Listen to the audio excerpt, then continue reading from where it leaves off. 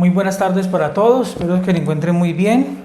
Continuando con la clase de introducción a la seguridad y salud en el trabajo, vamos a ver entonces, vamos a recordar primero qué hemos visto hasta el momento y luego vamos a ir poco a poco avanzando en cada tema, ¿listo? Para cumplir al 100% la meta que nos hemos trazado de cumplir con el semestre, teniendo en cuenta pues la situación en la que estamos. Habíamos hablado entonces el tema de las definiciones. Ya les había explicado a ustedes definiciones que desde el primer momento tienen que conocer ustedes, como lo es qué es un accidente de trabajo, qué es una enfermedad laboral. Hicimos en clase varios ejercicios, aclaramos dudas. También hablamos de cuál es el procedimiento de un accidente de trabajo, cuál es el propósito de la seguridad y salud en el trabajo. Hablamos también de conceptos básicos sobre materia de seguridad en las empresas, cómo se maneja, cómo debe ser, el por qué una persona de seguridad y salud en el trabajo en la empresa. Todo esto lo hablamos en clase. Alcanzamos a tocar parte de la normatividad, una parte de esta normatividad. Alcanzamos a ver lo que era la resolución 0312. Esa resolución 0312 la vimos en clase, vimos cada uno de los artículos. A cada uno de los estudiantes le correspondió leer un artículo de la resolución 0312 y comentarlo en clase. Inclusive hicimos unos juegos con relación a mirar el nivel de conocimiento adquirido hasta el momento. A algunos les fue muy bien, a otros no tanto. Y necesitamos entonces calificar la 0312. Pero antes de calificarla vamos a recordar esa resolución. Les decía yo al inicio que hay dos normatividades muy importantes que son la base de toda la seguridad y salud en el trabajo. Uno es el Decreto Único Reglamentario 1072, que yo también se los voy a explicar, y la otra es esta resolución 0312. Estos son los dos puntos más importantes hablando de la normatividad en materia de seguridad y salud. Quise simplificar la normatividad en sus artículos, puesto que ya las vimos en clase. En el capítulo preliminar hablamos del objeto, del campo de aplicación. Y cuando hablamos del campo de aplicación, yo les comenté a ustedes que aplica para todas las empresas públicas y privadas y que hay una excepción para las fuerzas militares y en el tema de la policía especialmente. Hay una excepción con relación a que aplicaba para el personal no uniformado. Listo, eso quiere decir que para los policías ni para el tema de la Fuerza Aérea en el Ejército aplica para los integrantes de la fuerza, sino solamente para el personal no uniformado, o sea, los civiles que trabajan dentro de estas instituciones. Independientemente del contrato que deberían tener, es el campo de aplicación. No importa que usted sea prestador de servicios, trabajador en misión, y eso lo vamos a ver detalladamente cuando veamos la 1072. Hablábamos de puntos importantes y no se les puede olvidar nunca los puntos importantes de esta resolución.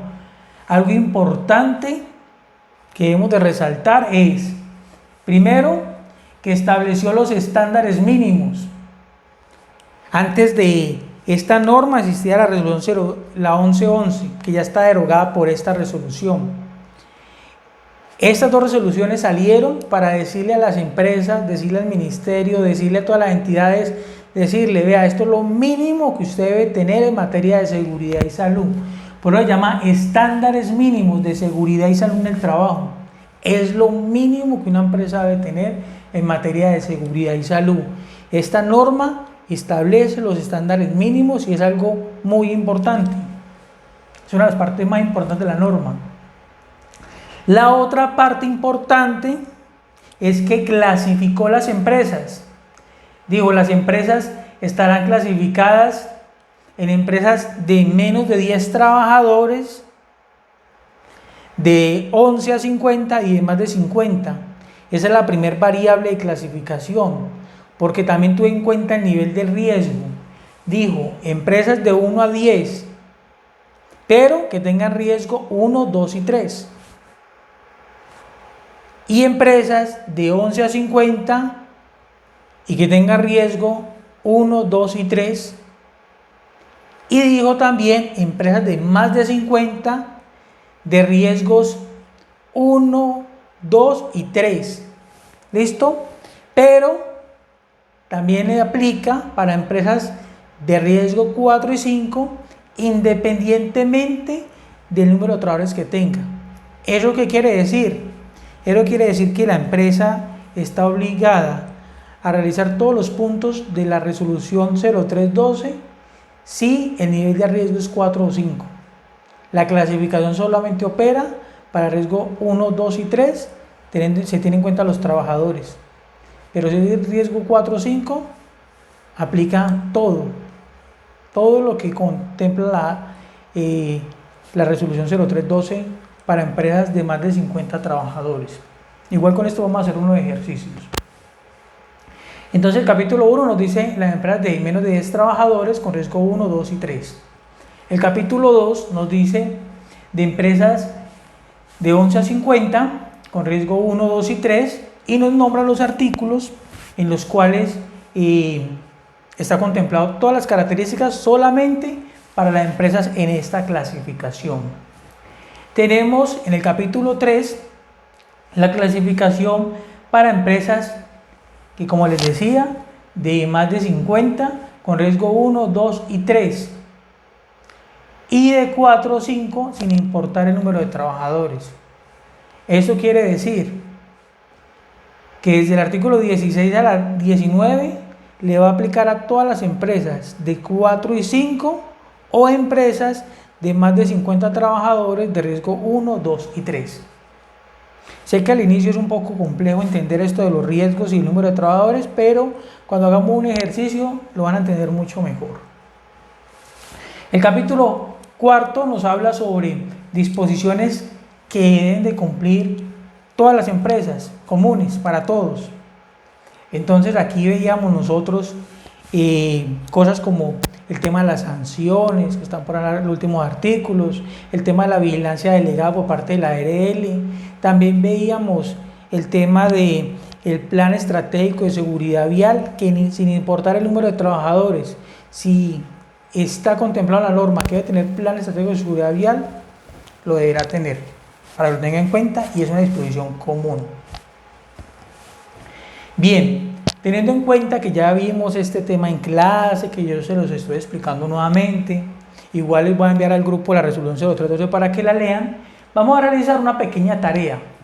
La tarea consiste en lo siguiente: vamos a generar un escrito de máximo 10 renglones explicando lo más importante de esta norma, que es los aspectos más importantes. Lo van a hacer individualmente y como sé que hay que evitar que ustedes se traten de copiar, aunque yo sé que no es el caso de este grupo, lo van a enviar a este WhatsApp. Ese WhatsApp es el que es destinado para revisar las tareas. Lo van a enviar y me envían el nombre completo suyo. Me lo envían, nombre completo, un guioncito y el día y el semestre. Ejemplo, lo va a enviar cualquiera de los compañeros. Pongamos el ejemplo como si lo fuese a enviar yo.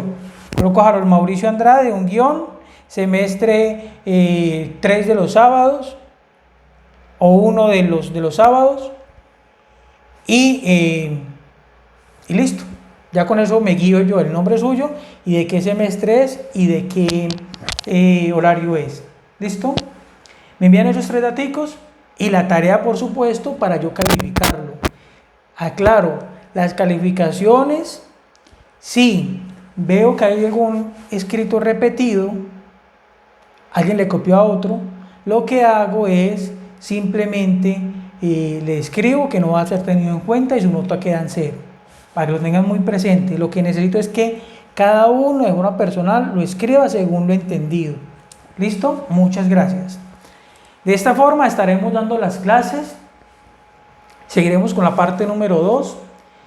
Cada semana les voy a enviar una parte para que resolvamos esa parte, la estudiemos y así vayamos avanzando. Muchas gracias a todos y espero que tengan una buena tarde o un buen día.